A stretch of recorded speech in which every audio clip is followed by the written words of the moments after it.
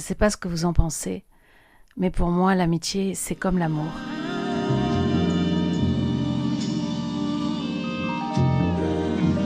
Un trésor rare. Quand ça vous tombe dessus, quand ça éclot, ça vous ouvre le monde et ça vous donne des ailes. Notre projet Quandica, c'est aussi une histoire d'amitié entre femmes, une aventure de femmes, une aventure que je partage avec Carole Chiaradia et Sarah Pépin, toutes les deux profs de français, l'une au Rwanda et l'autre en France. Sans Carole et Sarah, mon idée géniale, celle dont je vous ai parlé dans le premier épisode, mon idée de grand projet Quandica, je ne l'aurais jamais réalisée. Je m'appelle Isabelle Darras-Colomba, je suis écrivaine et aujourd'hui je vais vous parler de ces deux femmes qui m'ont permis de ne pas abandonner mon idée et m'ont aidé à la réaliser. Vous écoutez Quandica, un podcast qui raconte comment une écrivaine et deux profs ont embarqué 44 adolescents français et rwandais dans l'écriture d'un livre pour trouver les mots sur ce qui bat en eux.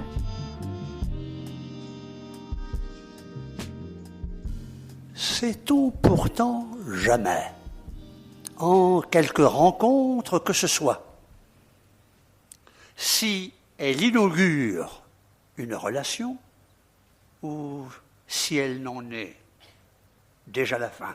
Carole, c'est une passionnée de philosophie. À chaque fois qu'on discute en ce moment, elle me parle du philosophe Nicolas Grimaldi et elle me donne vraiment l'envie de le découvrir.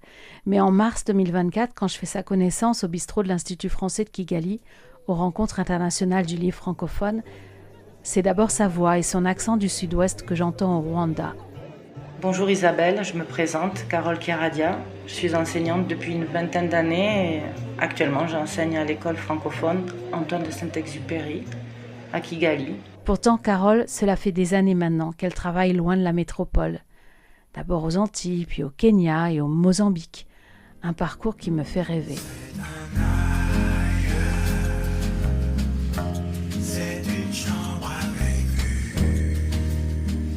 Carole et moi, comme ça, on est très différentes.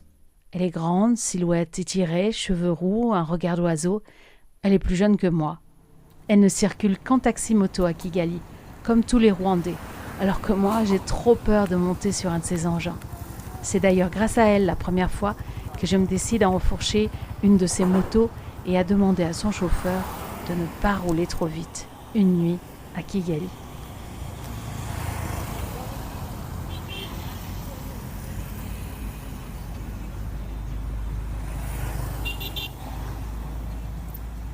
Carole habite au Rwanda depuis 2 ans, mais cela fait des années qu'en dehors de son métier, elle s'intéresse au génocide des Tutsis. Elle s'est engagée dans une activité bénévole qui lui a permis d'approfondir le sujet. Je collabore aussi depuis de nombreuses années à la maison d'édition associative Izuba, qui publie de nombreux ouvrages de rescapés du génocide, ainsi que d'autres ouvrages de référence sur le génocide perpétré contre les Tutsis. Et donc, en participant à ces relectures et ces corrections, j'ai pu découvrir et affiner ma compréhension de l'histoire de ce pays. Toutes les victimes de cet holocauste n'ont pas un membre dans leur maisonnée dans l'armée patriotique, ne se sont pas évadées du bagne de Ruhengeri, ne sont pas complices des Inkotanyi. Elles ont simplement pour crime unique et commun d'être nées Tutsi. Carole comprend la nécessité que je ressens à raconter aux ados le génocide des Tutsis et le rôle joué par la France. D'ailleurs, elle m'invite à intervenir dans sa classe de 4e pour discuter avec ses élèves de mes livres et de mon travail d'écrivaine. Pour Carole, une des façons d'amener ses élèves à lire, c'est de les faire écrire eux-mêmes. On dit toujours que les élèves n'aiment pas lire ou très peu. C'est vrai qu'ils lisent peu. On se demande assez souvent comment susciter ce désir de lire. Et on voit bien que saturer les élèves de textes et de livres, ça ne marche pas. Et donc, je pense que l'écriture est une entrée intéressante. Parce que quand on lit, on entre dans une écriture. On entre dans une conscience, une sensibilité. Et passer par la pratique de l'écriture, ça permet de se confronter à ce que c'est que de mettre en mots une idée, de la mettre en forme. Et je pense que ça aide ensuite à mieux comprendre ce qu'on lit. Ce qui me rend Carole d'emblée très sympathique, c'est qu'elle a le souci de ses élèves. C'est le point commun avec Sarah, l'autre prof de français du projet. Une jeune femme brune, une allure élancée et toujours le sourire, une bonne humeur et surtout un bel optimisme. Sarah est la Benjamine de notre trio. Elle enseigne dans l'Oise, à Nanteuil-le-Haudouin, un bourg rural situé à 50-60 km de Paris.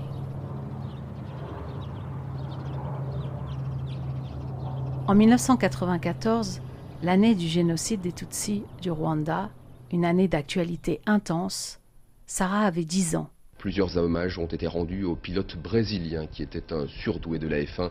Senna est devenu une légende depuis ce tragique 1er mai 1994. Si l'on n'avait aujourd'hui que des personnalités, c'est parce que ces personnalités ont voulu ce tunnel sous la Manche, c'est parce que ces personnalités ont voulu donner à cet événement une dimension politique, une dimension historique.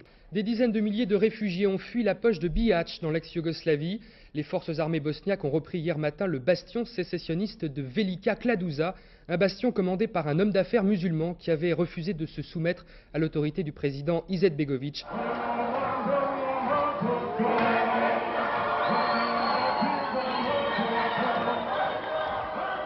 Nelson Mandela était sorti de prison le poing levé. Il devient président sur un pas de danse. Mais Sarah n'a aucun souvenir d'avoir entendu parler du génocide des Tutsis au Rwanda.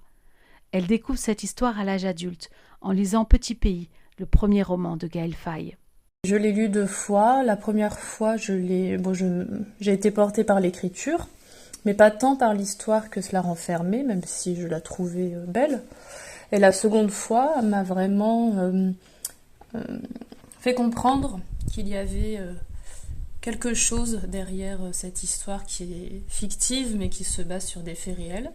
Donc je me suis documentée, j'ai lu des choses, des livres sur le Rwanda. Alors évidemment, qui parlaient du génocide, et en essayant de les comprendre, parce que je voulais vraiment comprendre le mécanisme du génocide, j'ai réalisé qu'on ne pouvait pas comprendre ça sans connaître l'histoire du pays, sans connaître le pays avant et aussi après le génocide. Ce que Sarah lit, découvre sur le génocide des Tutsis, elle ne peut pas le garder pour elle-même. Elle a envie de le partager avec ses élèves. Mais comment parler de cette histoire à des jeunes de 15 ans ? Sarah s'interroge, réfléchit, lit, écoute. C'est un procès historique qui s'ouvre mardi devant les assises de Paris. Près de 20 ans après le génocide au Rwanda, la France juge un officier rwandais. Pascal Simbikangwa est accusé de complicité de génocide et crimes contre l'humanité. C'est vous, Dafrosa et Alain Gauthier, bonjour. Bonjour. Et bienvenue sur ce plateau. Merci d'être là tous les deux ce matin. Vous avez fondé le collectif des parties civiles pour le Rwanda et au nom de ce collectif, vous traquez ensemble depuis 30 ans les responsables du génocide des Tutsis au Rwanda qui se cachent en Europe et plus particulièrement sur le territoire français. Reconnu coupable de génocide et crimes contre l'humanité, Sosthène Munyemana a été condamné ce mercredi à 24 ans de prison par la cour d'assises de Paris.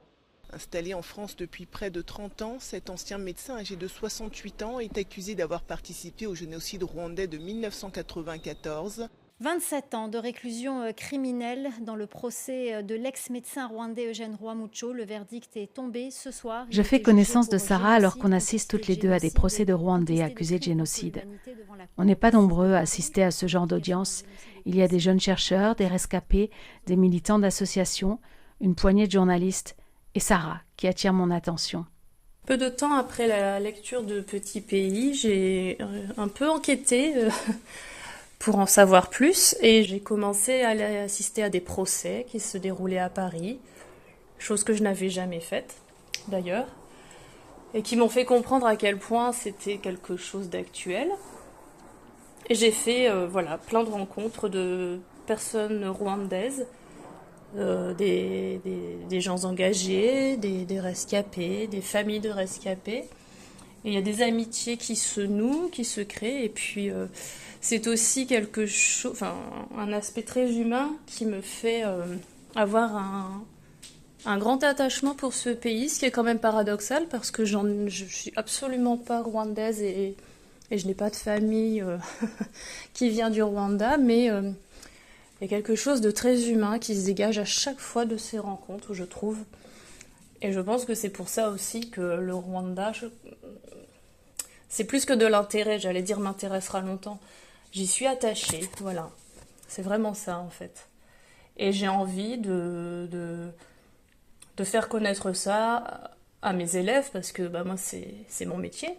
Alors peut-être que certains oublieront très vite, et c'est pas grave, ils en auront entendu parler, mais je sais que ce n'est pas le cas, parce que des élèves que j'ai eus il y a 2-3 ans, qui sont maintenant au lycée, m'en reparlent encore, ou m'envoient, quand ils voient quelque chose dans les infos passées sur le Rwanda, me l'envoient. Donc je sais que ça a semé des graines qui poussent dans l'esprit des jeunes. Le génocide des Tutsis n'est pas vraiment au programme des collégiens, mais Sarah l'aborde en classe depuis quelques années maintenant. Elle l'intègre dans un projet plus large sur la mémoire mené par le collège Guillaume Calle. Avec son collègue, prof d'histoire, Pierre Tendé, elle invite ainsi des rescapés à témoigner devant ses élèves. Elle invite aussi des artistes qui travaillent sur le sujet.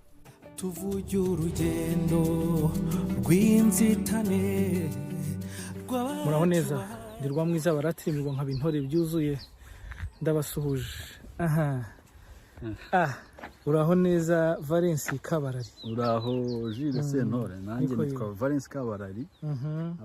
Mba hano nyine hano. Moi, mon petit frère, ma grande sœur, on a vécu nous trois le même génocide, mais même si avec mon petit frère on était au même endroit, on n'a pas vécu de la même façon, parce qu'il avait 1 an, donc c'était un bébé, moi j'avais 7 ans, donc il y a ce que j'ai vu, ce que j'ai compris. Et il y a ma grande sœur qui est un peu plus âgée que nous, mais qui n'était pas chez nous. J'ai raconté mon témoignage dans mon livre Viva. Ma sœur, elle a raconté son témoignage dans un autre livre qui s'appelle La vie brisée, en anglais et en allemand. Donc je me suis rendu compte que le fait qu'on n'habite pas dans le même pays, on ne parle pas la même langue, donc chacun a raconté son histoire. Et là, c'était pour qu'on raconte notre histoire en commun, donc, qui appartient à notre famille plutôt.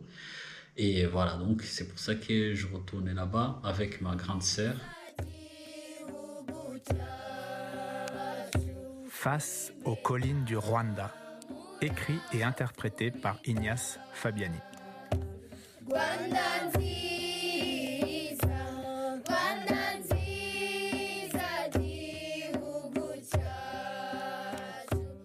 Bienvenue au Rwanda en janvier 2009.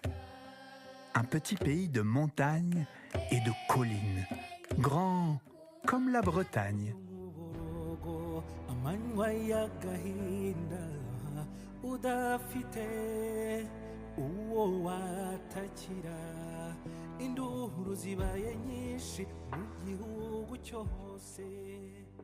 Au fil